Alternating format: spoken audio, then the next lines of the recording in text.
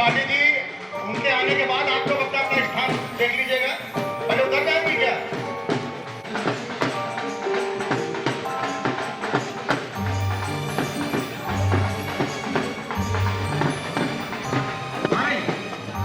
ये मैंने बोल दिया कि जब ये जाएंगी यहाँ से तो आपका खत्म होगा।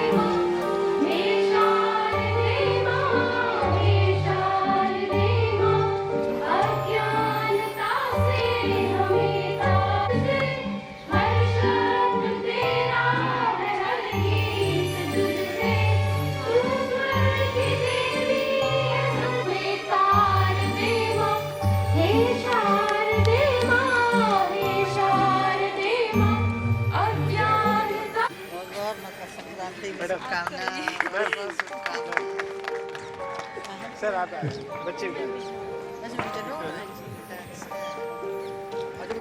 ये राम दरबार है, जोरदार ताली से अभिनंदन करिएगा।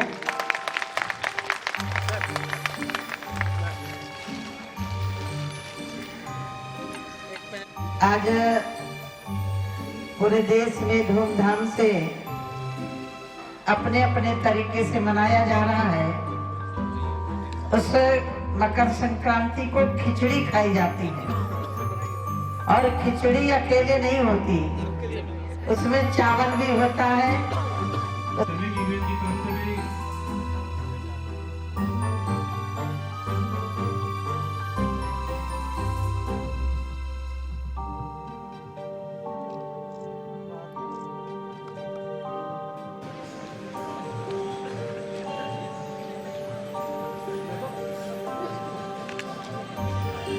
साथी पीछे खड़े उनसे भी अनुरोध है कि अपना स्थान ग्रहण कर लें।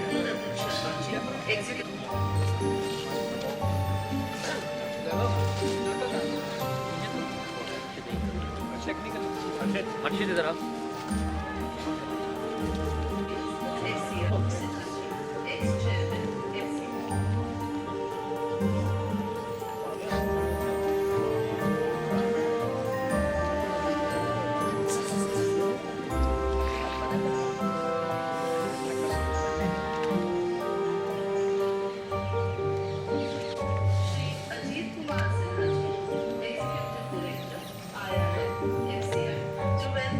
के माध्यम से नई दिल्ली के साथ में जुड़ रही हैं और हम लोग भी उन्हीं के साथ में जुड़े हुए हैं। मैं उनका हार्दिक अभिनंदन करता हूं। चंदारी डिपो में जोरदार तालियों से उनका अभिनंदन आपकी तरफ से भी हो जाए। That I stand before you today on the occasion of 60th Foundation Day of the Food Corporation of India. As the chairman and managing director, the milestones we have achieved and the impact we have had on the lives of millions in our operations. Let us adapt to the changing times and emerging technologies, ensuring that धन्यवाद। आज के भारतीय खाद्य निगम के 60वें स्थापना दिवस के इस 60वें वर्ष में जब हम सब लोग स्थापना दिवस मना रहे हैं, ऐसे हमारे इस विभाग के मंत्री आदरणीय पीयूष गोयल जी इस 60वें वर्ष में जब हम सब लोग स्थापना दिवस मना रहे हैं, ऐसे हमारे इस विभाग के मंत्री आदरणीय पीयूष गोयल जी, संजीव चोपड़ा जी और उपस्थित वर्षों में एफसीआई ने ऊंचाइयां छुई है। आज के दिन मैं बहुत बहुत शुभकामना देती हूँ। हमारे यहाँ जब सूर्य भगवान मकर राशि में प्रवेश करते हैं और आज के दिन से सूर्य भगवान दक्षिणायन से उत्तरायण की तरफ जा रहे हैं, तभी हमारे देश में नई फसलों का आगमन होता है। ऐसे कार्यक्रम में आज के दिन मकर संक्रांति का दिन भी है। कहीं पोंगल मनाया जाता है, कहीं लोहड़ी मनाई जाती है। इसके लिए भी मैं बहुत ढेर सारी अपने मंत्रालय के माध्यम से सभी को शुभकामना देती हूँ और बधाई भी देती हूँ। भारतीय खाद्य निगम का 60वां स्थापना दिवस है और जब से ये भारतीय खाद्य निगम की स्थापना हुई, भारतीय खाद्य निगम दिनों दिन प्रगति कर रहा है। भारत का ही नहीं, विश्व का एकमात्र भारतीय खाद्य निगम है जो कोविड जैसी महामारी के समय पर अपने देश के नागरिकों को बचाने में कामयाब हासिल की है। इसके लिए माननीय प्रधानमंत्री जी का मैं अभिनंदन करती हूँ। और पहले हम सुनते थे कि गेहूं सड़ गया, चावल सड़ गया, गोडाउन में जगह नहीं बची, अगला खरीदारी कहाँ रखी जाएगी।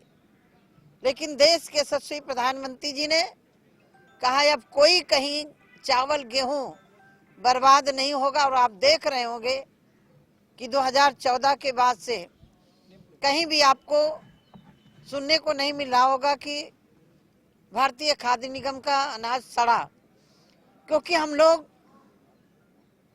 81 करोड़ के लगभग लोगों को मुफ्त में राशन दे रहे हैं।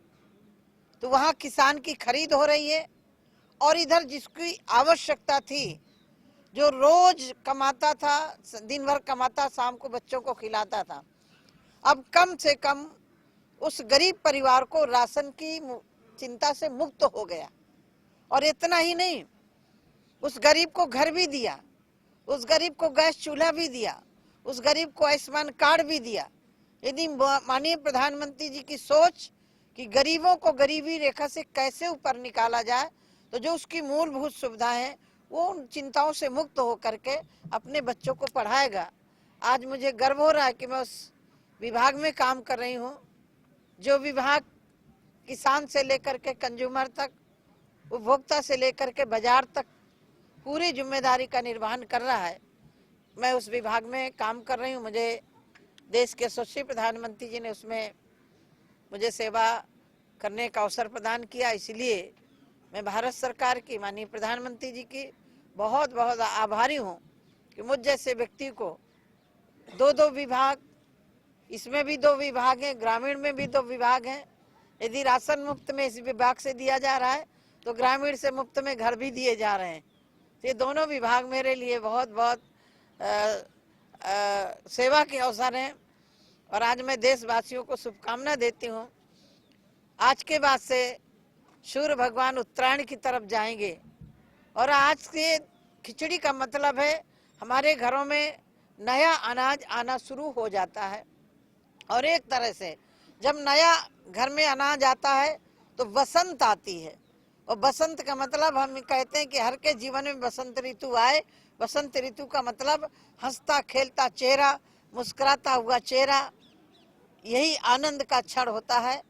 आज के दिन मैं आदरणीय पीयूष जी का, जो हमारे कैबिनेट मंत्री हैं, अश्विनी कुमार जी का और अपने विभाग के सभी अधिकारियों का और कानपुर के हमारे मंडल के सभी अधिकारियों का, अपने इस भारतीय खाद्य निगम के अपने परिवारीजनों का मैं बहुत बहुत आभार व्यक्त करती हूँ और उनको धन्यवाद देती हूँ। कानपुर मेरे लिए अछूता नहीं है, कानपुर मेरा एक तरह से घर है जहाँ मुझे आने का अवसर प्राप्त हुआ है। मैं आपको भी बहुत बहुत ऐसी सर्दी में, हमारे आप देख रहे हैं कितनी सर्दी में टेंट के नीचे बैठ करके अपना उत्सव मना रहे हैं, तो उत्सव तो कहीं भी मनाया जा सकता है, लेकिन यह खुले मैदान में जब उत्सव मनाया जाता है तो उसका आनंद अलग होता है। पश्चिम बंगाल में जिस तरह से 3 साधुओं में हमला हुआ है, ममता बनर्जी के राज में, उस पर क्या कहना है? मैं इतने कहना चाहूंगी कि ये दूसरा उदाहरण उद्धव ठाकरे की सरकार में जिस तरह से पालघर में हुआ था, वैसे ही पश्चिम बंगाल में जो हमारे धर्म की धुरी है, धर्म के लिए अपना जीवन समर्पित करते हैं, ऐसे संतों को जिस तरह से अपमानित करने का प्रयास किया गया है। दुर्भाग्य कि इंडिया गठबंधन का एक भी नेता नहीं बोला, एक भी व्यक्ति का जवाब नहीं आया। इसका मतलब इंडिया गठबंधन ने तय कर चुका है, कोई धर्म को अफीम कहता है, धर्म को कोरोना वायरस कहता है, धर्म को कोविड कहता है, कहीं किसी राज्य में संतों पर हमला होता है, जब दीपक बुझने पर आता है उसकी लौ बहुत तेज होती है और मुझे अब लग रहा है कि विपक्षियों का अंत होने वाला है। विपक्ष ने न्योता ठुकरा दिया है राम मंदिर का, सपा वो राम मंदिर, राम होने से ही अस्वीकार कर रहे थे, राम का अस्तित्व ही नहीं है। भारतीय जनता पार्टी नहीं, यह निमंत्रण श्री राम जन्मभूमि ट्रस्ट ने दिया है और ट्रस्ट के निमंत्रण को स्वीकार किया, ये तो जनता उनको जवाब देगी। रामलला सबके हैं, सबको जाना चाहिए। पार्टी और मजहब से ऊपर उठ के राम इस धरती के आराध्य हैं, राम इस धरती के मर्यादा पुरुषोत्तम है। उनके निमंत्रण को ठुकराना मतलब भारतीय संस्कृति को ठुकराना। मैं आज इतने कह सकती हूँ कि खुशी का दिन है, मैं ज़्यादा किसी पर टीका टिप्पणी नहीं करना चाहती। मेरे लिए तो जिस आंदोलन से जुड़ करके मैंने अपनी यात्रा शुरू करी थी और बहुत सारे साधु संतों ने, बहुत सारे कार्यकर्ताओं ने इन 500 सालों में श्री राम जन्मभूमि आंदोलन में अपने प्राणों को न्यौछावर किया, उन श्रद्धालुओं को, उन बलिदानियों को नमन भी करती हूँ। और मेरे लिए वो एक बहुत अभूतपूर्व क्षण होगा जब मैं वहाँ बैठ करके देख रही होंगी अयोध्या में कि रामलला अपने गर्भगृह में जा रहे हैं, प्रवेश कर रहे हैं, तो मुझे अपने आप में संतुष्टि होगी कि जिससे श्री राम जन्मभूमि आंदोलन से हमारी शुरुआत हुई और रामलला की प्रतिष्ठा हमारे सामने हो रही है, तो हमारे लिए इससे ज्यादा गौरव का विषय नहीं हो सकता। चारों शंकराचार्यों ने भी नहीं आ रहे हैं। मैं इस पर कोई टीका टिप्पणी नहीं करूंगी, राम सबके हैं।